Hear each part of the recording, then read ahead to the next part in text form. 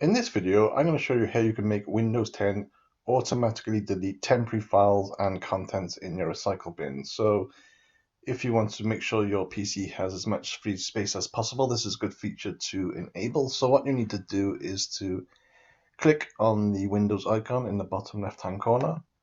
Once the menu opens up, click on the little gear icon, which is Settings. And then from the Settings window, click on System. And then from there, on the left-hand side menu, go down to Storage.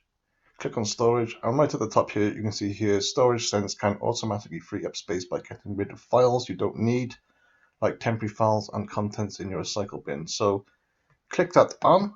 You can then also click here, Configure Storage Sense, so it runs now. So click on that, so you can choose some options here. So the first one here is to run Storage Sense, so you can run it when your disk is running low, or you can choose to run it every day, which I would.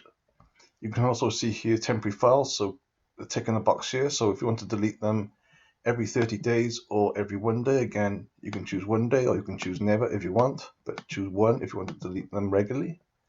Again, files in your download folder, again, you can choose one.